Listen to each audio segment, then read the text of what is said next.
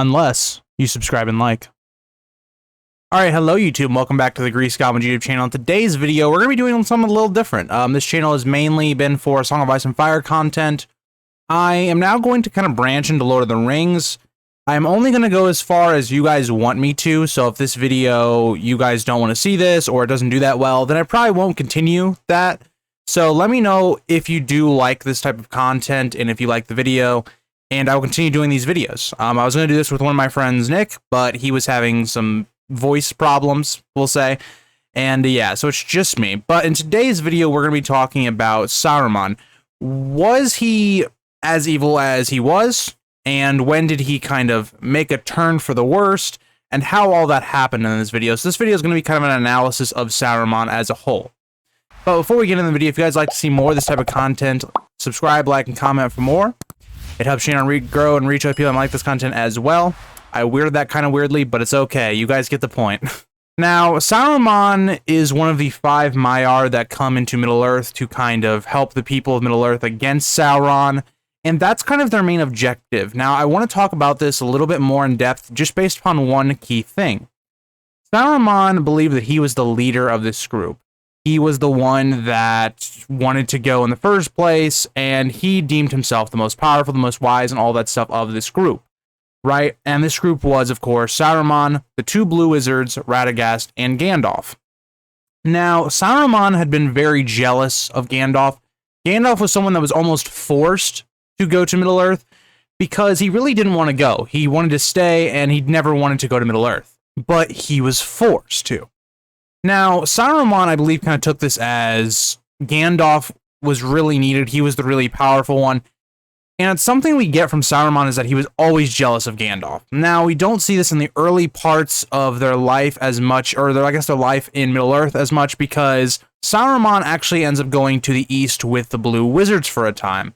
And from this point, we kind of see that Saruman was focusing on his craft. He was trying to master things, and he was researching Sauron from, you know, who he was, how he gained his power, and all that stuff. So it started out very innocent, in my opinion, because how does one defeat their enemy? Usually you understand how your enemy works, right? If you look at major wars, if we look at World War II with Hitler, right? A lot of people had to get inside his mind to try and figure out what they would do, or maybe Rommel in the, you know, all that stuff going on with the German, you know, leaders. But it's very similar to what I think Saruman was trying to do here, where he was trying to figure out how to beat Sauron if he came back. And to me, that is the big thing with Saruman. And I think it's why he starts to go down a dark path, because he starts to realize how hopeless that really is.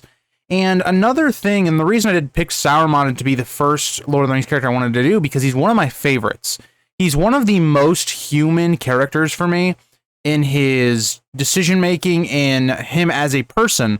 That makes him very human, and I like that element of it. It's one of the reasons I started this channel for A Song of Ice and Fire, because it's a very human emotion, and a lot of things that lead you down a worse path. So Saruman, for the most part, was doing this stuff in the East, and eventually he leaves. And he eventually gets his kind of place of work and all that stuff, and he gets Orthanc, or Isengard. And another key thing that I want to talk about when the Great Council is being kind of formed, right? So this is with Gandalf, Elrond, you know, Galadriel, and Saruman. Galadriel had wanted Gandalf to be the leader, not Saruman. And that's another key thing here. We have this another idea of jealousy, something that Saruman really didn't have, because if you look at Gandalf, he was more kind of in the west and not really in the east as the Blue Wizards and Saruman was. So all these feelings came back later on when Saruman was going into this Great Council. Now, Saruman does eventually become the leader, and that's because, well, he wanted to be. He was the one that thought he was the most powerful and wise and stuff like that, and Gandalf didn't really want this, right? So Saruman ends up getting it.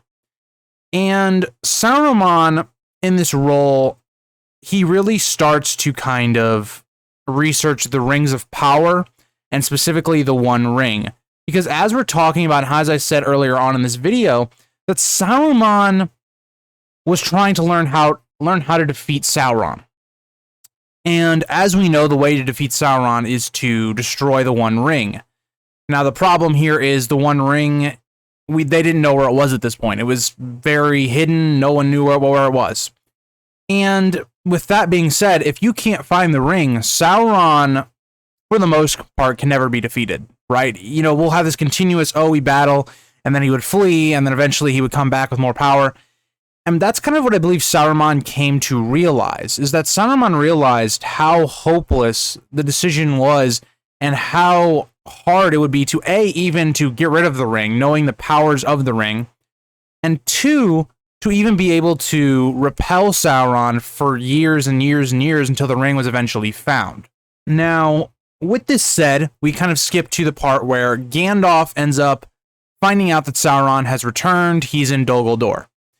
Now, what is different in what we see in kind of maybe the Hobbit adaptation movie-wise is that, this decision happens and then they go wherever, right?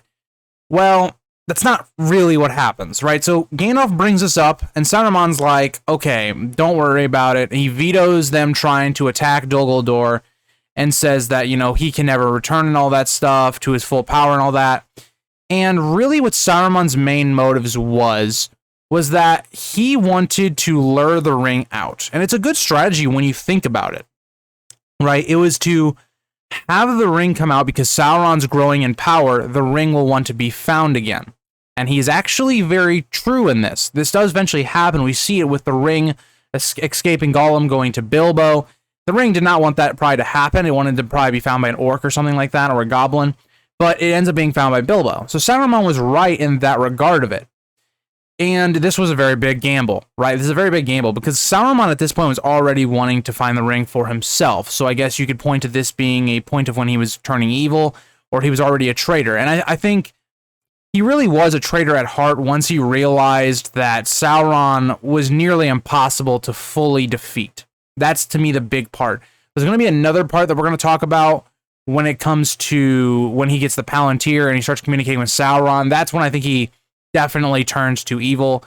But you see a lot of human choices, right? Jealousy, very much a human emotion, kind of the fear factor of Sauron. And another thing that went into why Saruman didn't really want to just straight up get rid of Sauron is because, if they did that, Sauron would flee to the east like he does. And Saruman believed that for the ring to come out, if it was closer, that it would come out because of the Anduin and all that stuff, and that being the last time it had been seen.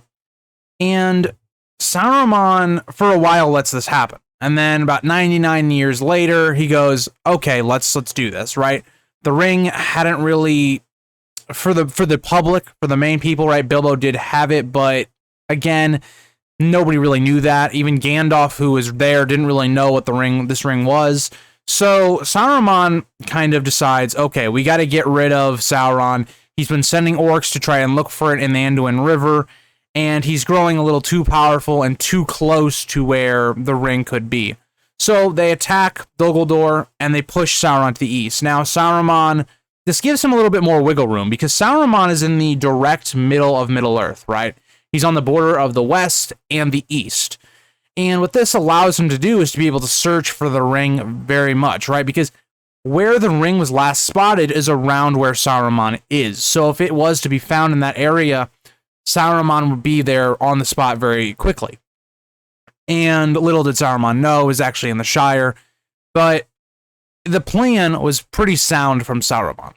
Now, Saruman starts to use the Palantir. He uses this to spy on his allies and really to gain any information regarding the ring. But the problem is, when Sauron is pushed to the east, Sauron also has a Palantir. And eventually Sauron, I think he just starts to corrupt Saruman, turning him more evil.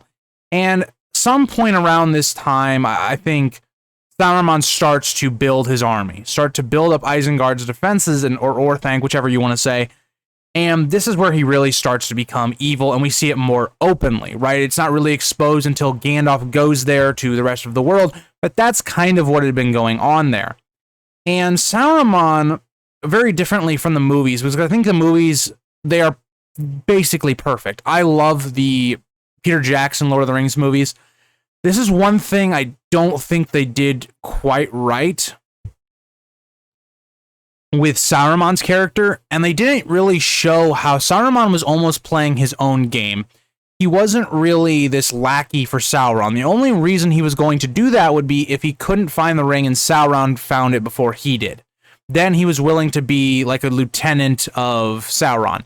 But in the entire time, Saruman was looking for the ring for himself and thinking that he, with the ring's power, could beat Sauron.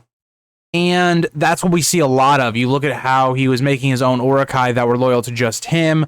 When it comes to the Two Towers, you know, the books, where they're having the Uruk-hai go straight to Saruman, not to the Nazgul, not to Sauron, to him. And we see how that works out, right? Saruman had this plan to be the person that was actually going to rule Middle-earth. And I think a lot of things went into that corruption, like I've talked about in this video, whether that be jealousy or it being wanting the person to be mastering his craft, to be the most powerful, the most wise. All that stuff combined with Sauron and this continued studies of evil arts and the One Ring, I think led to Saruman's downfall. And I like that Saruman in the story, at least at the beginning, is not this evil character. He's someone that is morally gray that gets flipped down into the path of evil, in my opinion. Let me know what you guys think about Saruman. That is why I like his character a lot, but he definitely falls to evil as the years go by. And Saruman kind of was playing both sides for a lot of time until he eventually had to reveal himself, which I think was a very smart game for him. It didn't work out towards the end, and for the better, because he was trying to kill off an entire race of men, basically, and then he, you know, did horrible things to the hobbits, which, imagine that. But yeah, thank you guys all for watching this video. I hope you all enjoyed it. I love talking about Lord of the Rings. It is probably my first fantasy type series I ever got into, and I have a deep love for the books and the movies. They've helped me through a lot of bad times in my life, and they've always been a great outlet. So thank you guys all for watching this video, and I will see you guys in the next one. Bye, guys.